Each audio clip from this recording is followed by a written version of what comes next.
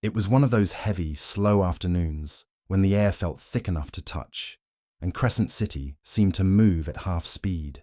The sky hung low, grey with the promise of rain, but the streets were still busy with people running their errands before the storm. On the corner of Main and Willow stood a bright little beauty store called Glow and Grace, a place that always smelled like a mixture of vanilla, hairspray, and the faintest trace of perfume. Its pink and gold sign shimmered under the dull light, welcoming shoppers looking for small luxuries to brighten their day.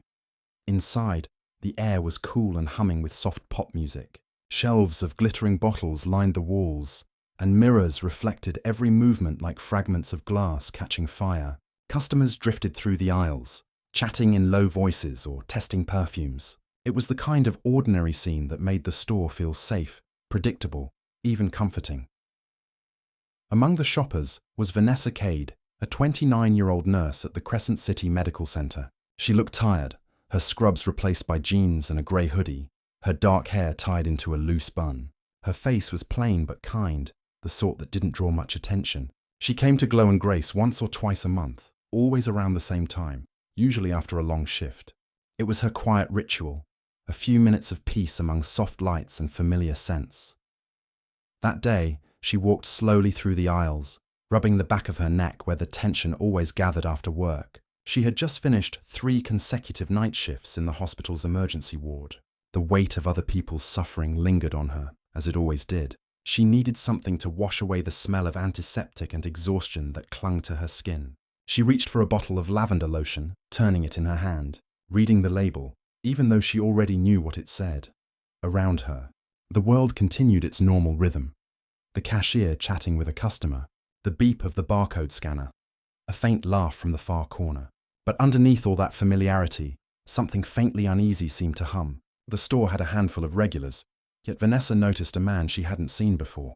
He lingered too long in each aisle, his steps uneven, his gaze restless. His reflection flickered briefly in a mirror behind her, and she looked away quickly, pretending to study a display of perfume samples. The man, later identified as Derek Malvin, had entered the store only a few minutes before. On the surface, he looked ordinary, khaki jacket, black jeans, baseball cap. But the staff had seen him before. They remembered the way he loitered near women shopping alone, how he smiled too long, how he left abruptly when approached by an employee. The manager, Clara Hensley, wasn't in that day, and the young clerk on duty didn't recognize the warning signs. Vanessa moved to another aisle, unaware that the man's reflection had shifted behind her again. She picked up a small basket and began to fill it with a few items: a face serum she couldn't really afford, a pack of nail files, a small candle labeled Tranquil Meadow. Little comforts. She tried to focus on the details: the cool glass under her fingertips, the soft scent of rosewater. Anything to quiet the exhaustion in her mind. Outside, a low rumble of thunder rolled across the city. The lights inside the store flickered briefly, then steadied. Customers murmured, glancing toward the windows where raindrops began to form patterns like tiny veins on the glass. For a brief moment, the sound of the rain was the only thing that mattered. It was soothing, almost hypnotic. But the cameras in the corner of the ceiling kept recording, catching every small movement: the shuffle of Vanessa's feet, the slow turn of Derek's head, the narrowing distance between them. There was nothing unusual yet, nothing that would draw anyone's attention. Just 2 strangers in the same aisle of a beauty store, one browsing quietly, the other pretending to. If anyone had looked closely, they might have seen a flicker of something in Vanessa's eyes. Not fear exactly, but the alertness of someone who had learned to notice when something was wrong. She had been followed once before, months earlier, walking home from the hospital in the dark. That night had changed her. It had been the reason she got her concealed carry license, the reason a small black pistol now rested, unseen, at the bottom of her purse. Still, she wasn't thinking about danger. She was thinking about lavender lotion, about getting home, about heating up leftovers and falling asleep to the hum of her old ceiling fan. Outside, the rain began to fall harder. Inside, the store's glass door opened and closed again with a soft chime. It would be the last time that day the sound felt ordinary. The clock above the register read 5:42 p.m.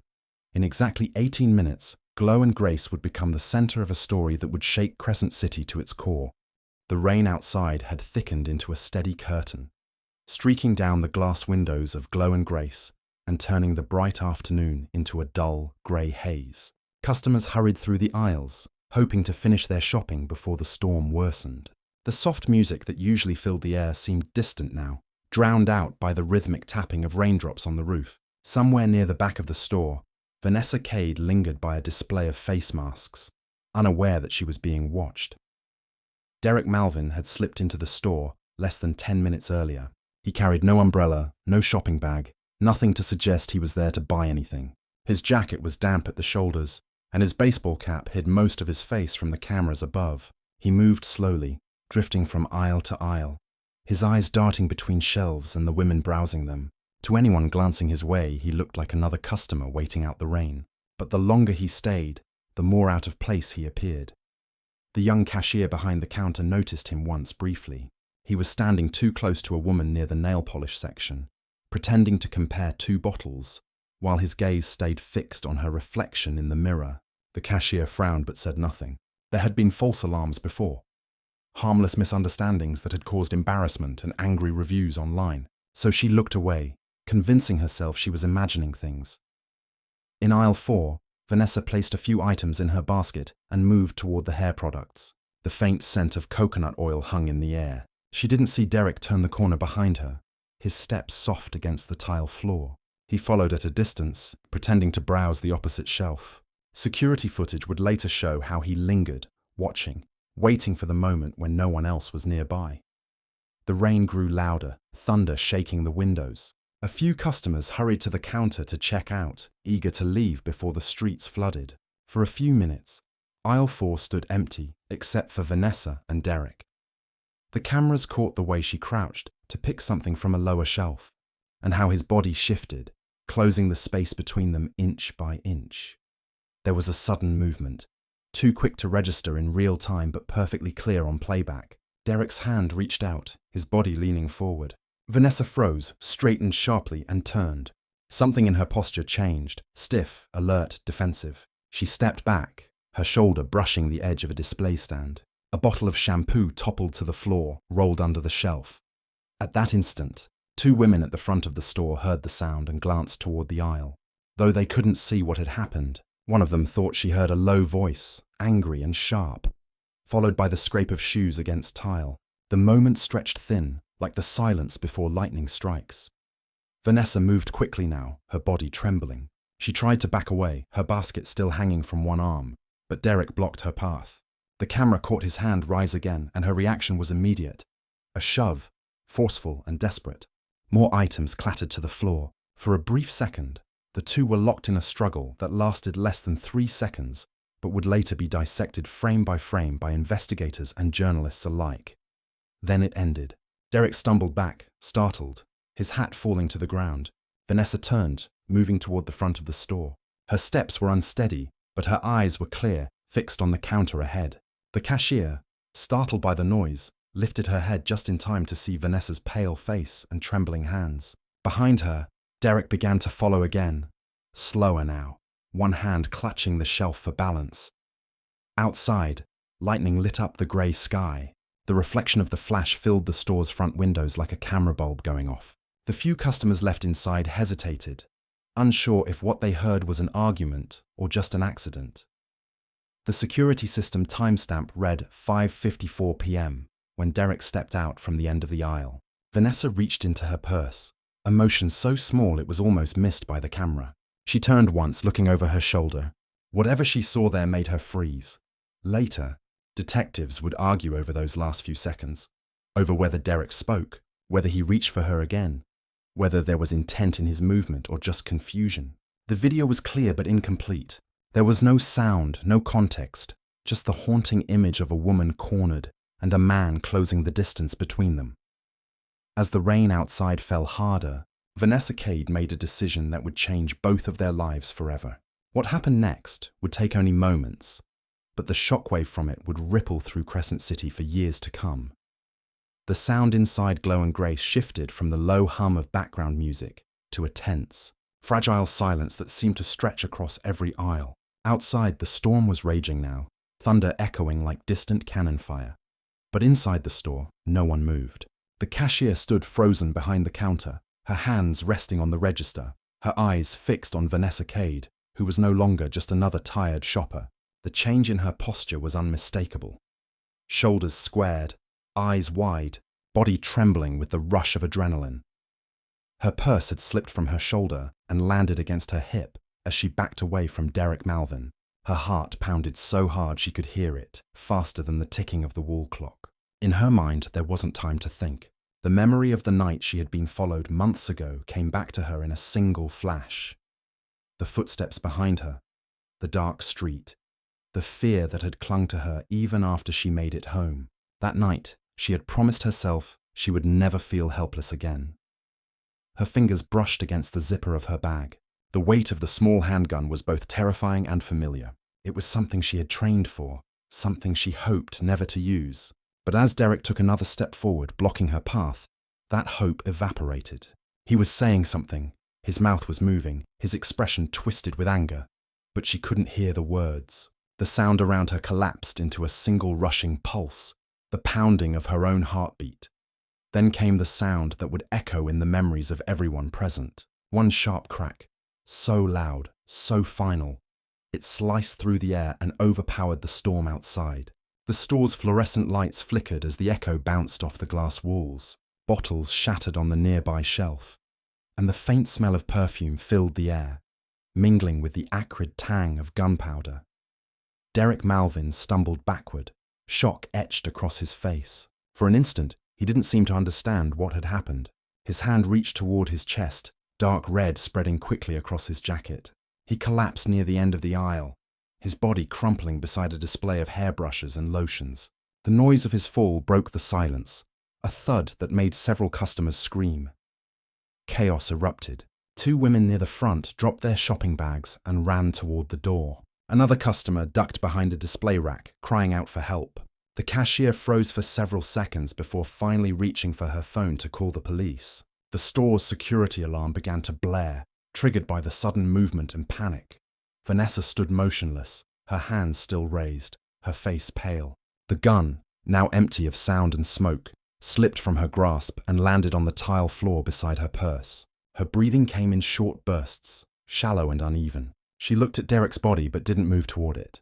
The scene was frozen in time. A single moment of violence surrounded by the remains of something ordinary. Within minutes, sirens pierced the storm outside. Police cars pulled up in front of Glow and Grace, their lights flashing red and blue against the rain-slicked windows. Officers entered cautiously, weapons drawn, calling for everyone to keep their hands visible. When they found Vanessa, she was sitting on the floor beside her purse, her hands resting in her lap. She didn't resist. She didn't speak. The weapon lay a few inches away, its cold metal glinting under the harsh lights. An officer approached and secured the gun, while another checked Derek Malvin for signs of life. The store, once bright and lively, now felt hollow. The smell of spilled perfume and rain filled the air, and the soft music that still played from the overhead speakers felt cruelly out of place. Outside, a small crowd had gathered under umbrellas, whispering to one another, trying to see through the glass. No one knew exactly what had happened yet, only that a shot had been fired and someone was down. Rumors spread quickly, the story twisting before the facts even emerged. Some said it was a robbery gone wrong. Others claimed it was a lover's quarrel. Inside, the truth was far simpler and far heavier. A woman had defended herself from a man who wouldn't stop, and now one life was gone while another was changed forever. As police led Vanessa Cade out of the store, the rain finally began to lighten. The sirens faded, replaced by the faint buzz of reporters already rushing to the scene. The store's lights flickered once more, then dimmed as officers taped off the entrance. Later, investigators would review every second of the footage, each frame telling the same story from different angles. The quiet beginning, the sudden threat, the single irreversible moment. But no recording could capture what Vanessa felt as she sat in the back of the patrol car, watching the storm fade over Crescent City, knowing the sound of that gunshot would follow her for the rest of her life. The hours after the shooting unfolded in slow motion, every second dragging beneath the weight of confusion, disbelief, and the cold mechanical rhythm of police procedure. Glow and Grace was sealed off with yellow tape as flashing lights painted the wet pavement outside in alternating streaks of red and blue. The rain had finally eased, but the air was still heavy with the smell of ozone and gunpowder. Inside, the aisles that had once been filled with colour and calm now stood eerily quiet. Bottles lay shattered, footprints marked the floor, and in the centre of it all, the image of Derek Malvin's body was burned into every witness's memory. Detective Harold Brinley arrived at the scene just before 7. He was a veteran investigator, a patient man with a sharp eye and a face worn by years of grim cases. His coat dripped rainwater as he stepped through the door, his gaze sweeping over the chaos. To him, every scene told a story, and his job was to find the truth buried in the noise. He examined the placement of the gun, the angle of the fallen man, the scattered items on the floor. Nothing about it suggested premeditation. It looked spontaneous, desperate. Still, he knew that even simple stories could hide complicated truths. Vanessa Cade sat quietly on a stool near the counter, wrapped in a grey blanket an officer had given her. Her hands were steady now, resting on her knees, her face drained of colour. She had already told the police what happened. That Derek had cornered her, that she had been afraid, that she had only fired because she believed he was about to attack her. There was no trace of aggression in her voice, only exhaustion. Still, Brinley knew the law didn't bend easily to emotion. There would be paperwork, statements, witnesses to question, evidence to test. Over the next few days, Crescent City became the centre of a storm, far greater than the one that had soaked its streets. News stations replayed the surveillance footage, blurring the faces but not the act itself. Headlines labelled Vanessa either a brave survivor or a trigger-happy vigilante. Talk shows debated the case, and social media turned the story into a battlefield of opinions. Some praised her courage, calling her a symbol of self-defense. Others accused her of reacting too quickly, of choosing death when escape might have been enough. Detective Brinley spent long nights reviewing the video frame by frame. He watched the moment Derek reached forward, the flash of fear in Vanessa's eyes, the pull of the trigger. The details told him she wasn't lying. Her reaction had been instinctive. But the law demanded more than instinct. It demanded justification. He dug deeper into Derek Malvin's background, and that's when the story began to shift. The records painted a disturbing picture. Derek had been questioned in connection with 3 other incidents in neighbouring towns, each involving unwanted physical contact or harassment in public places. None of the cases had led to charges. The victims had withdrawn their statements, afraid of public exposure or retaliation. Still, the pattern was unmistakable. Brinley brought the evidence to the district attorney, who agreed it changed everything. What had at first seemed like a tragedy of rash judgment now looked like an act of defense against a man who had likely been a predator for years. As the trial began, the courthouse overflowed with spectators and reporters. The atmosphere inside was tense, a collision of anger, sympathy, and uncertainty. The prosecution argued that Vanessa had used unnecessary force, that she could have run or called for help. The defense countered with the footage and the history of Derek's behavior, painting him as a threat that left her no choice. The jury watched the same 10 seconds of video over and over, 10 seconds that held the weight of 2 lives. Through it all, Vanessa sat silently beside her attorney, eyes fixed on the floor. She didn't cry. She didn't flinch when they replayed the sound of the gunshot in court. Every witness described her as calm, distant, almost numb. Some took that as strength. Others saw it as coldness. Outside the courthouse, the town was divided. Protesters carried signs on both sides, justice for Vanessa and no excuse for violence. Friends from the hospital came to support her, while strangers debated her morality in online forums. The noise was relentless, but Vanessa remained quiet. She told her lawyer she didn't care what people thought, only that the truth was known. Detective Brinley, sitting through each testimony, couldn't shake the sense that Vanessa had been fighting a battle long before that day in the store.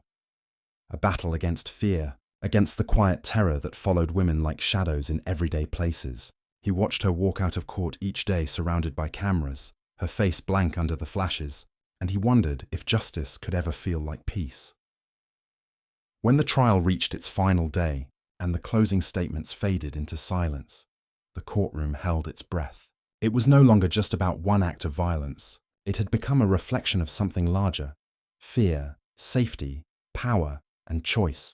Brinley knew, as the jury filed out, that no verdict could erase what had happened inside Glow and Grace. The truth was already written, not just in police reports, but in the unspoken weight carried by everyone who had seen the video and couldn't look away. When the jury returned to the courtroom, the air was thick with tension. Reporters leaned forward, pens ready, and the quiet murmur of the crowd stopped as soon as the foreperson stood. Vanessa Cade sat motionless beside her attorney, her fingers laced tightly in her lap, her gaze fixed on the floor. She didn't need to look up to know that every eye in the room was on her. Outside, the courthouse steps were already crowded with people holding cameras and signs, waiting for the verdict that would decide whether she would go home or to prison. The foreperson's voice broke the silence, like a small crack of thunder. Not guilty. The words hung in the air for a moment before anyone reacted. Then came the sound of gasps, shouts, and tears. Some people in the audience applauded quietly, others shook their heads in disbelief. Vanessa closed her eyes, exhaling for what felt like the first time in months. Her lawyer whispered something, but she didn't hear it. The noise around her faded into a blur. For Detective Harold Brinley, who sat near the back, the verdict felt right, though not satisfying. Justice, in his experience, was never clean. It didn't bring comfort. It only brought closure, and even that was fragile.